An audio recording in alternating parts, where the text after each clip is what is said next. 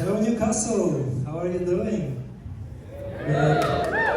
I'm Martin and I research music industry and I hope you like good music.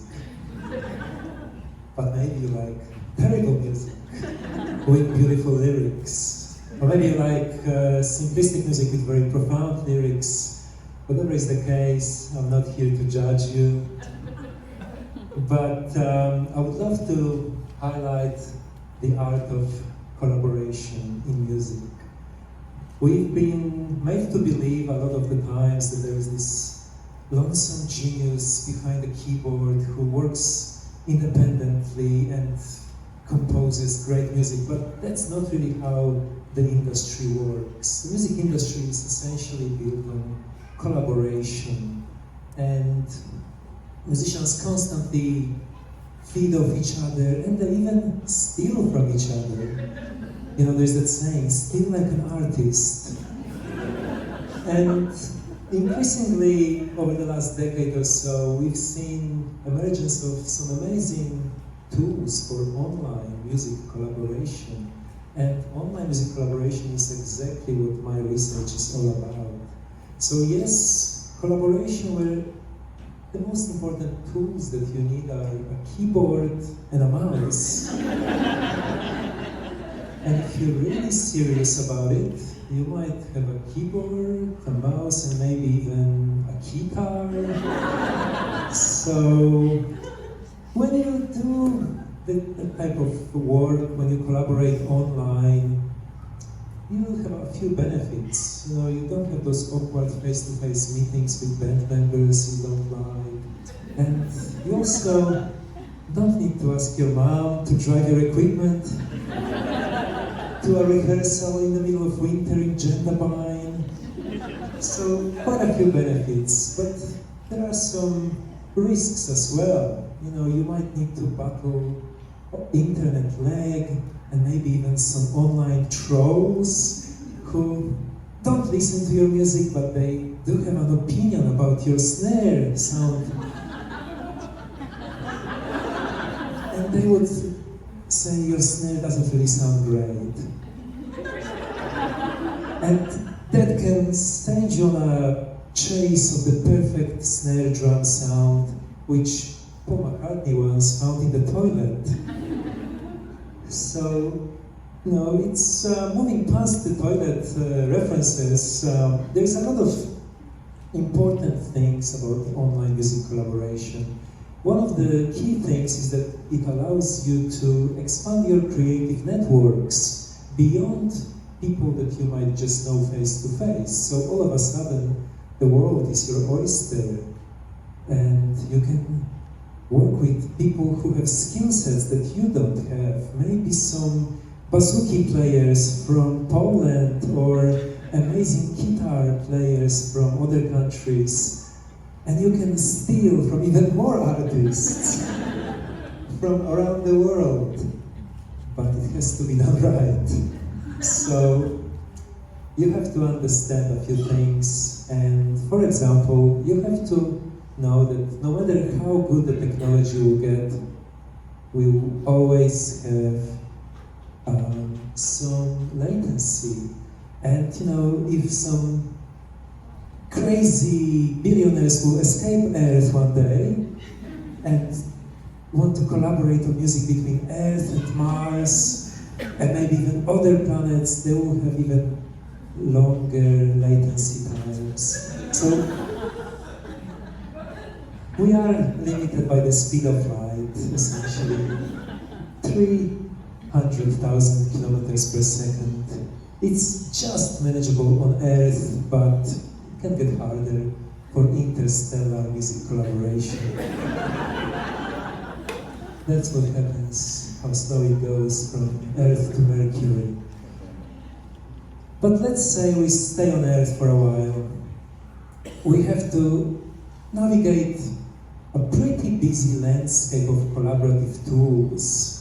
So that slide shows you a variety of products currently on the market. And I guess one of the key things an aspiring music collaborator would need to decide is which tool is the best tool for the job. And to identify that tool, you have to also identify different types of collaborations that you can engage in. So you might want to jam online, and that's where the latency would be really critical to get under control. But maybe you don't need low latency because maybe you want to go to sleep in Newcastle and get someone from New York to record guitar parts for you. So you might just need to choose the correct type of work first and then the appropriate tool for that work. Speaking of tools, to give you a couple of examples, there is a platform called Endless. If I could skip the slide. Yeah, it's Endless, where from the comfort of your mobile phone you can engage in jamming away with strangers around the world. But a huge success story which really benefited a lot from our suffering during COVID era is a platform called Bandlab.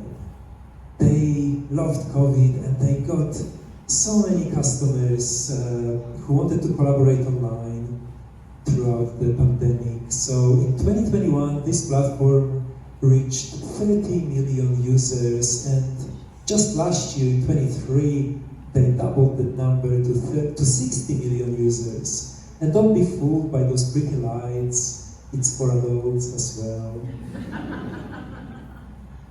So there's many tools, and when you collaborate online, you can argue about your song lyrics, but you don't need to do it in the dimly lit garage. You can do it from the comfort of your bedroom. You can do it from the comfort of your pajamas, or maybe without your pajamas.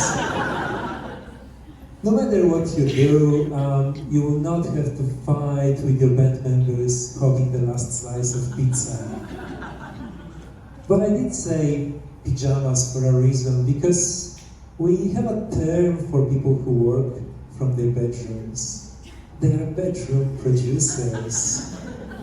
And, this is a lonely type of creative activity when you are really isolated. Yes, you are using software to make music and collaborate, but it can be isolating. So the platforms that I'm talking about can solve this problem.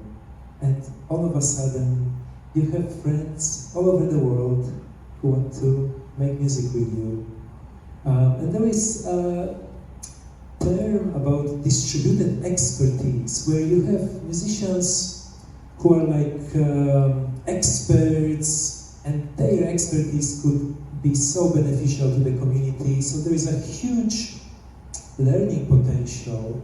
So you can come to those platforms not just because you want to make great music with people who have different skill sets from you, but you can also learn from them quite a lot.